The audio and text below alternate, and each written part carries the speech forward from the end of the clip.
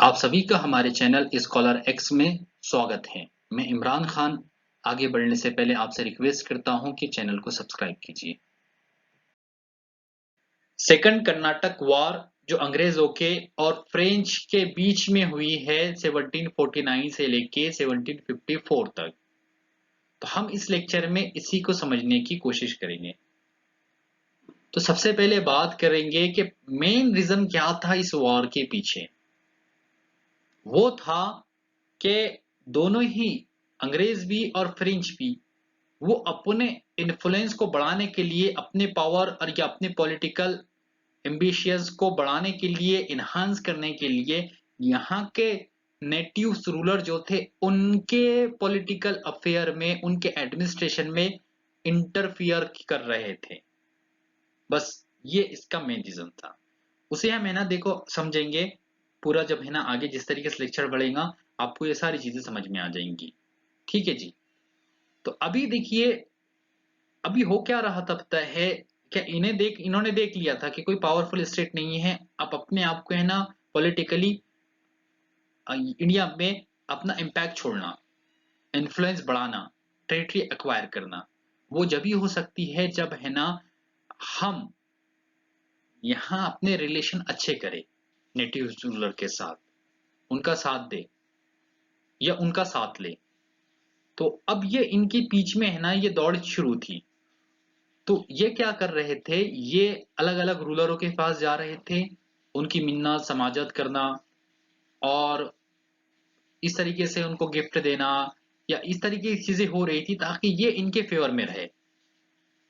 और जब एक करता था, फॉर एग्जाम्पल फ्रेंच करते थे और वो कुछ है ना किसी तरीके उनको कोई गेन हो जाता था, कोई फायदा हो जाता था, तो अंग्रेज ये देखकर ना चिढ़ जाते थे। वो देखते थे कि अच्छा इन्होंने ये किया, अब है ना हम इसको रिवर्स करेंगे या फिर है ना हम इसके बदले दूसरी चीज करेंगे जो इसका अपोजिट हो। या समझो यही बात है कि अंग्रेजों का मतलब फ्रेंच का इन्फ्लुएंस कम करने के लिए कुछ अलग करते थे। तो ये ऐसी चीजें चली है। तो इसको हम समझेंगे अब हो क्या रहा था। मैं एग्जांपल दूंगा आपको, उससे आपको बखूबी बहुत अच्छे से सारी चीजें समझ में आ जाएंगी। अब सबसे पहले हम एग्जांपल लेते हैं तंजावुर की। ये मैं आपको है ना ऑलरेडी पहले बता चुका हूं, मैं यहाँ पे इसको रिपीट नहीं करूंगा। हम देख चुके थे कि तुकोजी करके है ना ये 1736 में इनकी मृत्यु हो जाती है। इनके बाद इनका वारिस जो है थानू जी करके वो गद्दी पे बैठता है। लेकिन ये 36 से लेके 1739 तक ये जो टाइम रहा है इसमें है ना गद्दी के लिए वारिस बहुत रहे हैं, क्लेमेंट बहुत रहे हैं तंजावुर में। तो सिविल वॉर का एक माहौल था यहाँ पर। तो हम देखते हैं कि बाद में है ना प्रताप सिंह ने है ना सबको हराकर है ना 1739 से लेके बहुत लंबे वक्त तक है ना वहां तंजावुर पे रूल किया है। लेकिन इनके लिए आसान नहीं था। अब हुआ क्या है, सानू जी की मृत्यु हो जाती है और उनके बाद है ना प्रताप सिंह गद्दी पे बैठ जाते हैं किसी तरीके से। लेकिन रियल जो है ना कंटेंडर जो था इनका वो था शाहजी। तो वो चाहते हैं गद्दी पे बैठना शाहजी का। अब गद्दी पे उतारना है प्रताप सिंह को तो इनके पास मदद के लिए कोई नहीं है, तो ये अंग्रेजों के पास चले गए।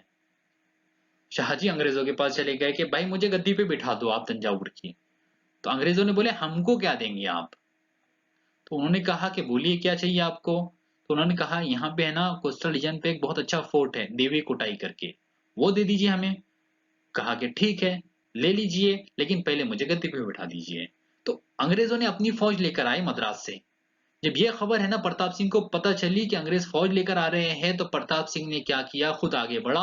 अंग्रेजों को बोला कि माए बाप आप क्या कीजिए, देवी कोटाई चाहिए आपको, ठीक है मैं ही दे देता हूँ। देवी कोटाई नहीं बल्कि इससे बढ़कर और भी देता हूँ आपको, बस आप क्या कीजिए आपकी फौज वापस लेके चल जाइए और मुझे है ना यहाँ का रूलर मान लीजिए।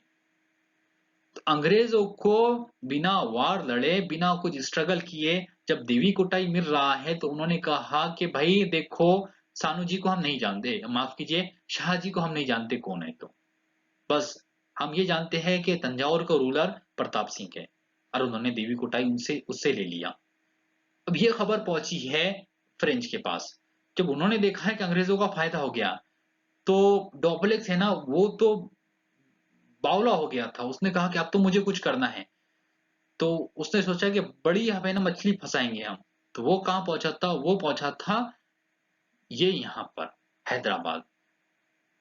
तो ये चीजें हो रही थी जी। अब हैदराबाद में जाके है ना उसने अपना काम बनाया। अब ये जब अंग्रेजों ने देखी तो वो चिढ़ गए। अब वो हैदराबाद में किस तरीके से उसने काम अपना काम बनाया है उसे मैं आपको बताता हूँ। तो डोप्लेक्स चला गया था हैदराबाद ताकि है ना हैदराबाद के रूलर को अपने फेवर में करे। लेकिन हैदराबाद को समझने से पहले आपको है ना थोड़ा कर्नाटक के बारे में भी समझना है। तो क्योंकि ये सारी चीजें रिलेटेड है हमारे सेकंड कर्नाटक वॉर से। तो हम ऑलरेडी आपको ये सारी चीजें बता चुके हैं। हमने आपको ये बताया था कि मराठाओं ने हमला किया था, अटैक किया था कर्नाटक पर। किसके टाइम पर? दोस्त अली खां के टाइम पर। दोस्त अली खां उसमें हार गए थे, उनकी मौत हो गई थी। उनका बेटा सफदर अली खान है ना वो कुर्सी पे बैठ गया था। लेकिन हमने ये भी बताया था दोस्त अली खां का सन इन लॉ चंदा साहेब ये भी कंटेंडर था। तो सफदर अली खां के बोलने पर मराठाओं ने चंदा साहेब को अपने साथ लेकर चले गए थे एज अ प्रिजनर्स बंदी बनाकर और सतारा की फोर्ट में उसको कैद कर दिया था। तो ये चीजें हमने आपको बताया था। फिर बाद में हम देखते हैं सफदर अली खां की मौत होती है, सादतुल्लाह खां तख्ते पे बैठते हैं। वो भी छोटा होता है तो उसको उसके बाद है ना अनवरुद्दीन तख्ते पे बैठ जाते हैं। अनवरुद्दीन जो फर्स्ट कर्नाटक की वार में खुद है ना कूदे थे बीच में और हार के लिए थे। और बाद में हम देखते हैं कि अभी भी अनवरुद्दीन है ना तख्त पर बैठे हुए हैं। और फिर हम देखते हैं अनवरुद्दीन को तख्त से किस तरीके से उतारा जाता है, चंदा साहब को किस तरीके से बिठाया जाता है। ये हम आपको आगे बताने वाले हैं। अब हम समझते हैं नवाब ऑफ हैदराबाद। बिल्कुल भी हम इनके बारे में डिटेल के साथ बात नहीं करने वाले। उतनी ही चीजें जो हमारे अपने टॉपिक सेकंड कर्नाटक वार से जुड़ी हुई है उसी को समझते हैं। क्योंकि ये इतनी इंपॉर्टेंट है कि इनको अगर से नहीं समझेंगे तो सेकंड कर्नाटक की वार आपको समझ में नहीं आएंगी। तो देखते हैं कि आसिफ जहां वन जिसे हम कमर जिनका नाम कमरुद्दीन था या चीन कुलिच खां भी नाम था या निजामुल मुल्क भी उनका नाम था। वो आसिफ जाही डायनेस्टी को स्टैब्लिश करते हैं, स्थापित करते हैं हैदराबाद में 1724 में। ये जो थे तोरानी नोबेल थे और इनका इन्फ्लुएंस दिल्ली में बहुत ज्यादा था। जो मुगल एम्पायर था मोहम्मद शाह उनके ये प्राइम मिनिस्टर थे, मिनिस्टर थे, वजीर थे। इनकी मौत होती है 1748 में। जब इनकी मौत होती है तो कंटेंडर जो थे चार थे। इनके चार बेटे थे। सबसे बड़ा था गाजिउद्दीन जो खुद दिल्ली में था।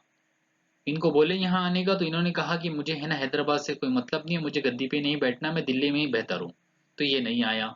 उनके बाद नासिर जंग, तो नासिर जंग है ना गद्दी पे बैठ गया। बाद में सलाबत जंग और निजाम अली ये छोटे थे, ठीक है ना। लेकिन मसला ये हुआ कि आसिफ जहां वन की बेटी थी और उनका एक बेटा था, उसका नाम था मुजफ्फर जंग। तो ये बड़ा एम्बिशियस था, तो इसे बैठना था गद्दी पर।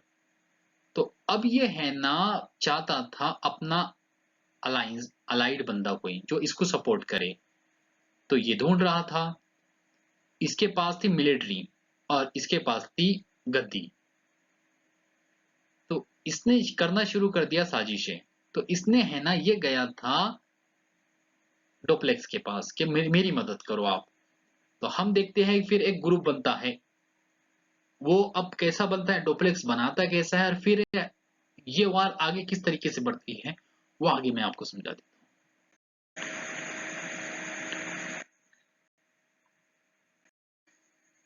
अब जो ग्रुप बनते हैं वो कुछ इस तरीके से बनते हैं कि मुजफ्फर जंग है जिसे फ्रेंच सपोर्ट कर रहे हैं।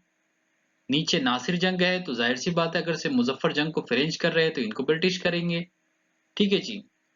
इधर कर्नाटक में चंदा साहब इसको फ्रेंच कर रहे हैं क्योंकि फ्रेंच के अच्छे दोस्त थे। अब इनका जो कंटेंडर था चंदा साहब का वो था मोहम्मद अली वलाजा।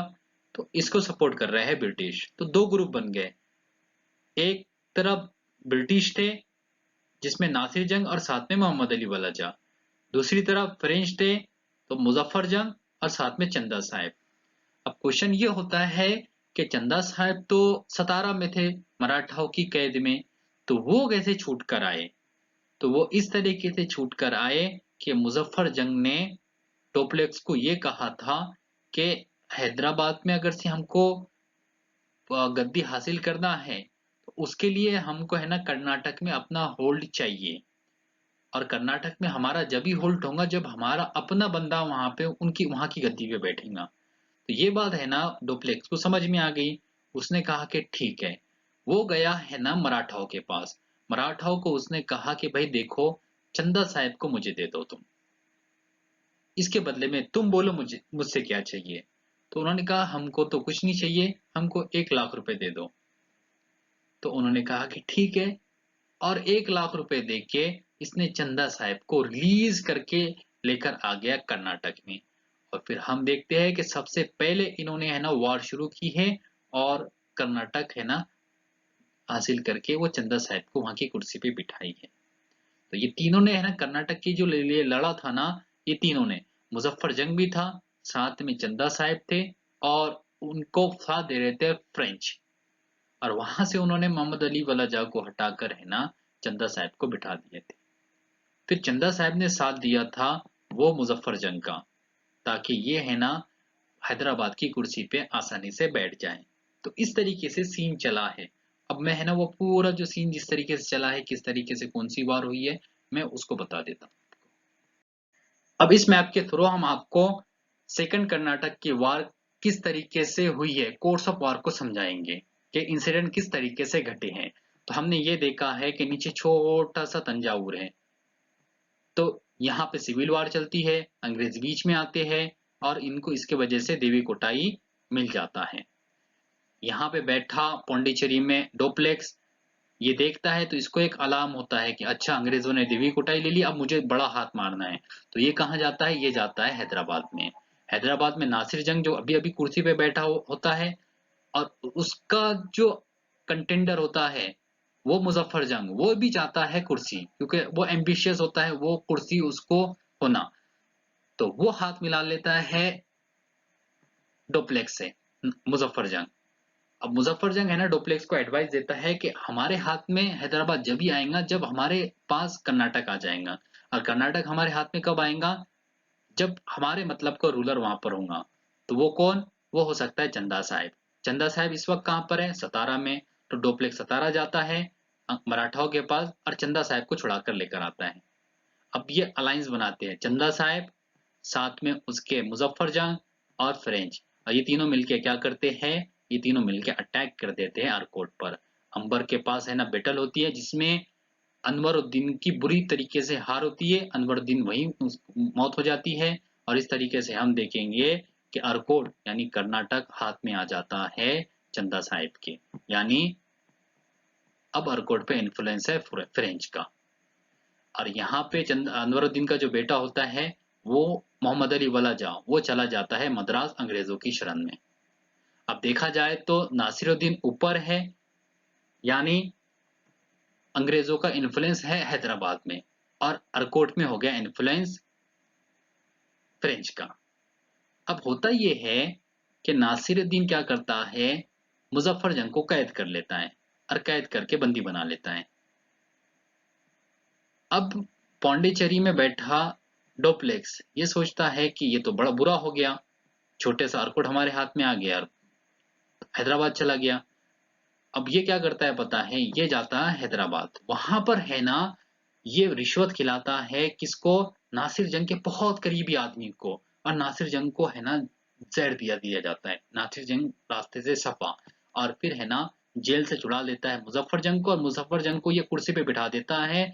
अब मुजफ्फर जंग कुर्सी पर है, मतलब हैदराबाद में इन्फ्लुएंस हो गया किसका, फ्रेंच का। ये क्या करता है डोप्लेक्स, अपने रेसिडेंट को जिसका नाम बुस्सी होता है उसे यहाँ बिठा देता है कि भाई अब ने आपने क्या करना है, हमारे ट्रेड को यहाँ पे बढ़ाना है और अंग्रेजों को बाहर करना है यहाँ से। अब ये सब होता है ना, ये सब होता है ना कि हैदराबाद आ गया मुजफ्फर जंग के बाद। तो मुजफ्फर जंग को दिलाने में हाथ किसका है, वो है फ्रेंचों का। तो मुजफ्फर इसके बदले में मुजफ्फर जंग क्या करता है, ये नॉर्थन सरकार है ना, ये दे देता है फ्रेंच को कि भाई यहाँ का है ना ये अब तुम्हारा इलाका, ठीक है ना, यहाँ से आपने क्या करना है, जो भी टैक्स है वसूल करना है, और एक हिस्सा तुमने लेना है बाकी हमको देना है, ठीक है ना। तो इस तरीके से ये नॉर्थन सरकार अब फ्रेंच के हाथ में आ गया। तो अब देखिए हुआ क्या है, हुआ ये है कि अंग्रेजों के हाथ में ना ना हैदराबाद है, ना वहां उनका इन्फ्लुएंस है, ना ही है ना कर्नाटक में। अब यहाँ पे बैठे मद्रास में अंग्रेज सोचते हैं करना तो क्या करना। तो मोहम्मद अली वलाजा अंग्रेजों को कहता है कि देखो जहां करना है तो अभी करना है, अभी नहीं करेंगे तो कभी नहीं करेंगे, हमें क्या करना है, सरप्राइज अटैक कर देना है ऑरकोट पर, और ये अर्कोट हमारे हाथ में लेना है। अभी देखिए यहाँ पर है ना सरप्राइज अटैक की बात की जाती है, अंग्रेज इसके लिए तैयार नहीं थे, लेकिन एक बंदा, एक नौजवान लड़का वो बीच में आता है, वो कहता है कि हाँ हम ये कर सकते हैं, इट इज पॉसिबल। और वो कौन होता है, वो होता है लॉर्ड क्लाइव।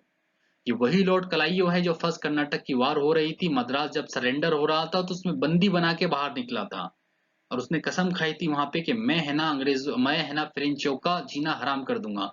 तो वो कहता है कि हम ये कर सकते हैं सरप्राइज अटैक। तो वो है ना लीड करता है फिर, उस वक्त है ना गवर्नर सॉन्डर्स होता है, वो कहता है कि चलो ठीक है पॉसिबल है, तो 200 या 250 लोग देता है, जाके जाओ अटैक करो। तो ये है ना अपने 200-250 लोगों को लेकर जाता है, सरप्राइज अटैक कर देता है अरकोट पर। और अरकोट पर अटैक करता है, वहां से अरकोट के जो रूलर है यानी चंदा साहेब, वो भागने पे मजबूर हो जाता है। और वो भागता कहाँ पर, भागते भागते हुआ है ना ये यहाँ पर आ जाता है तिरिंचनापल्ली, फिर तिरिंचनापल्ली से भी भागता है कहीं और तंजावुर की तरफ। तो इस तरीके से हम देखते हैं कि अरकोट अब हाथ में आ गया किसके, मोहम्मद अली वलाजा के, यानी अंग्रेजों का इन्फ्लुएंस। फिर ये क्या करते हैं, बाद में चंदा साहब को भी पकड़ लेते हैं और चंदा साहब को भी मरवा देते हैं। तो इस तरीके से हम देखते हैं कि हैदराबाद में इन्फ्लुएंस हो गया फ्रेंच का, और नीचे जो कर्नाटक है वहां इन्फ्लुएंस हो गया अंग्रेजों का। तो इस तरीके से ये वार के इवेंट घटे हैं। अब मैं आप समझता हूँ कि आपको ये सारी चीजें बहुत सिंपल करके क्लियर हो गई होंगी। ये एक इमेज है कि मुजफ्फर जंग से मिलता हुआ डॉप्लेक्स। अब जो ये सेकंड कर्नाटक की जो कोर्स ऑफ वार चली है, तो इसमें जो नेग्लेक्ट किया गया है वो ट्रेड को और कॉमर्स को। अब दोनों ही पार्टी क्या चाह रही थी पता है, अपना इन्फ्लुएंस बनाना, बढ़ाना वो नेटिव रूलर के पास। तो इसमें लॉस हुआ है ज्यादातर फ्रेंच का। तो फ्रेंच ने क्या किया है, इसको डोप्लेक्स को रिस्पॉन्सिबल माना इसका, कि डोप्लेक्स जो है ना वो ट्रेड को नेग्लेक्ट कर रहा है, वो कमर्शियल एक्टिविटी को नेग्लेक्ट कर रहा है। तो इसलिए इसको चेंज कर दिया गया, इसके बदले भेजा गया किसको, गडियो को। ये गडियो आया है ना जब, तो इसने आते से ही है ना ये कहा कि हमें है ना ये जो वार चल रही है ना फ्रेंच के और अंग्रेजों की, इसको खत्म करना है। इसका प्राइमरी जो रीजंस है वो यही है कि हम दोनों क्या कर रहे हैं, ये अपने इन्फ्लुएंस को बढ़ाने के लिए यहाँ के जो नेटिव रूलर है उनके मामलात में इंटरफेयर कर रहे हैं। तो उन्हें हमने एक ट्रेटी करना है, ट्रेटी के अकॉर्डिंग कुछ चीजें साइन करना है। तो उन्होंने क्या चीजें साइन किए थे पता है, उन्होंने ये साइन किए थे कि देखो हमें ना जो नेटिव रूलर है उनके मामलात में अब इंटरफेयर नहीं करेंगे, तुम भी नहीं करो हम भी नहीं करेंगे, ठीक है। दूसरी चीज कि जो नेटिव रूलर ने जो जो हमको जो जो टाइटल्स दिए हैं, जो हमको है ना जागीरें दी है, वो वापस कर दो पूरा का पूरा, ठीक है। तीसरी चीज कि भाई देखो, ये इसने ये कहा था गड्डियों ने कि अंग्रेजों ने, यानी अंग्रेजों को, कि तुमने जो है ना जितने भी रीजन जीते हैं, जैसे कि देवी कोटाई जीता है, सेंट डेविड इन्होंने जीता है, जो जो भी रीजन जीते हैं, जो फोर्ट जीते हैं, वो हम उसको एक्सेप्ट कर लेंगे कि ये तुम्हारे हैं, उसके लिए हम नहीं लड़ेंगे, और ये वार यहाँ पे खत्म कर दो। तो इस तरीके की जो ट्रेटी की है इसने। जबकि देखा जाए ना तो डोप्लेक्स हारा नहीं है कहीं पे भी, कहीं पे भी नहीं हारा। बस इतना हुआ है कि उसके सारे है ना जो भी वार के वजह से बर्डन जो है ना फाइनेंशियली फ्रेंच पर आया है, और उनकी थोड़ी सी ट्रेड नेग्लेक्ट हुई है, जिसकी वजह से उसको उन्होंने बुला लिया और एक दबी हुई ट्रेटी की है। जो देखा जा रहा है ना ट्रेटी की जिस तरीके ट्रेटी हुई, तो इसमें अंग्रेजों की जीत हो गई। तो इसलिए है ना जब डोप्लेक्स वापस जा रहा था तो वो ये कह के जा रहा था कि ये गडियो ने आकर पूरे फ्रेंच एम्पायर का या फ्रेंच कंट्री का, फ्रेंच नेशन का डिसऑनर किया है इस ट्रेटी के अकॉर्डिंग। और हिस्टोरियन भी ऐसा मानते हैं कि गडियो ने आके जितनी मेहनत है ना डोप्लेक्स ने की थी, सारी मेहनत पे पानी फेर दिया आके। तो गडियो आया था एज अ गवर्नर बन के नहीं आया था, बल्कि हाँ गवर्नर बन के आया था लेकिन ट्रेटी करने के लिए, सिर्फ उसने रिप्लेस किया था डोप्लेक्स को, सिर्फ ट्रेटी करने के लिए। जब ट्रेटी हो गई तो वापस चला गया, जब वापस गया तो उसको रिप्लेस किया था, मतलब फिर और कोई और गवर्नर आया था, अब वो जो गवर्नर आया था, जिसके बारे में हम आपसे बात आगे करेंगे, यानी थर्ड कर्नाटक की वार में, पूरे डिटेल के साथ। तो वो देखेंगे कि वो क्या इंटेंशन के साथ आया था और फिर वो थर्ड कर्नाटक की वार घटी कैसी है। तो वो भी बड़ा इंटरेस्टिंग टॉपिक है, उस पे भी बात करेंगे।